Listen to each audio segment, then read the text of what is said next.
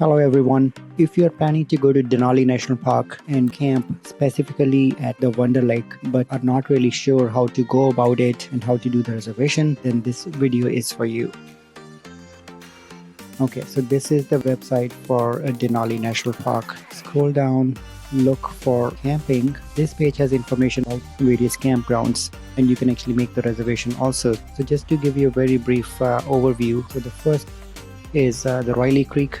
This is Denali Bus Depot or the Wilderness Access Center. This is Denali Visitor Center, and where you see the tent, those are the campsites. This is Savage River, Sanctuary River, Teklanika, Igloo Creek, the Alson Visitor Center, and the last is the Wonderlake Campground. All the way at mile 92 is the Cantishna, which is basically a luxury resort, but you cannot camp there. And you can actually read through those different campgrounds. For example, Riley Creek, Savage, and Teklanika. You can also do the RV camping at those sites. Specifically at Teklanika, you have to have a minimum of 3-day reservation. All the other campgrounds, you cannot do the RV camping. To make a reservation, go to this website. This will take you to Reserve Denali. Click on camping, pick your dates, and it will tell you which campsites are available for that specific date. Now this is already too late. It's almost beginning of September and you may not find any open campsites at this point. Say this is Wonderlake and you're interested in that, you click the link there, add to the cart and make a payment.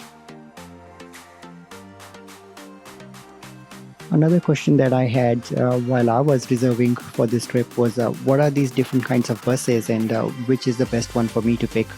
So the easiest answer now is that if you're hiking, if you're camping, if you're doing backcountry or backpacking, then the best option for you is the camper bus. Number one, it's cheap, and number two, it will allow you to get on and off at any place as long as there is availability. Other than that, broadly speaking, there are two buses. So the tour buses and the transit buses. You will see that there is another third kind of bus called as the courtesy shuttle, but it's pretty limited what it does. For example, the Riley Creek shuttle, it takes you through the Denali Visitor Center, the bus depot, Riley Creek Mercantile, and so forth. It won't take you all the way to Wonderlake. The same thing for the Savage River shuttle also. These are free. The tour buses, now there are different options, obviously, depending upon how long do you want to stay and what kind of experience you are looking for. But broadly speaking, you cannot get on or off these buses. These are dedicated tour buses. They provide narrations.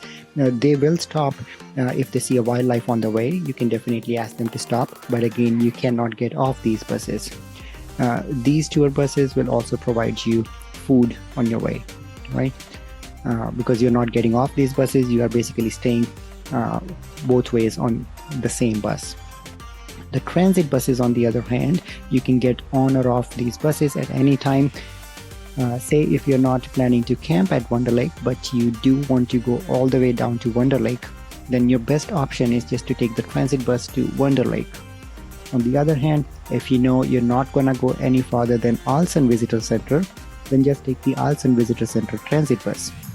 So the rates for these buses will vary depending on how far you are going. For example, for Wonderlake, the transit bus, it's almost $59 per person. If you take a look at the Alson Visitor Center bus, that's slightly cheaper because that's proximal to the Wonderlake. And Cantishna, which is all the way down the last stop, it is going to be more expensive. That's $64. The camper bus, it's only for those people again who are camping. It's a cheaper option. It's $42, regardless of wherever you want to get off. Even if you want to go all the way far down to Cantishna, you still pay $42. Check the availability so you can see that the bus is available. Put the dates, pick up location, put any, it doesn't really matter, and make the reservation. Okay, once your reservation is done, then you will get an email with the confirmation. A few things to note there in the reservation. first you will have to pay $15 NPS park entrance fee, which will be collected when you are there to collect your camping permit. Which brings us to the second point, that all campers, you have to collect a camping tag before you can actually board the bus. And the permit is collected from Riley Creek Mercantile. There you will pay your park entrance fee and collect the camping tag, which you will have to post at your campsite. Okay, so go to the transit bus.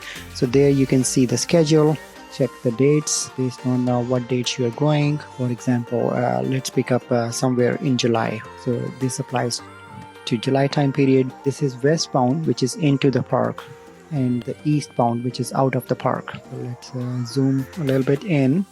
The schedules with this tent sign, these are the camper buses. So as you can see here, the earliest that a camper bus picks up passenger is 6:55 a.m. and that actually departs from Riley Creek campground. So that's why I was mentioning before that don't worry about your pickup spot while you're doing the reservation for the bus. So again, just to orient you, this is the road coming from Anchorage. This is the Denali Park entrance. You're coming from Anchorage, you make a left. So there are only 2 overnight parking places where you can park overnight. The first one is the Denali Visitor Center, and the second one is Riley Creek. And remember, you have to pick up your camping permit and the bus ticket from Riley Creek Mercantile, which is right here. So that's what we did. Picked up the camping tag as well as the bus ticket from the Riley Creek Mercantile 1 day in advance before our trip. And the next morning when you're driving, you come early in the morning, hope to catch 6:55 a.m. camper bus, park in this parking lot, and the bus stop, the first place where the bus picks up the passengers, is right here. From there onwards, the bus will go to Denali Wilderness Center and then to the Denali Visitor Center. So another benefit of parking your car here is you get the seats of your choice, because this is the first place where the bus is picking the passengers up from. The other question that I had, and somewhat of an apprehension and anxiety when I was planning for this trip, was what will I do once I reach Wonderlake? How do I actually get to Reflection Pond, and what are the things that I can do around there? Obviously it's all hiking, but you have to remember there are no trails around except for maybe 1 or 2. So let me zoom in and show it to you. So this is the Wonderlake campground.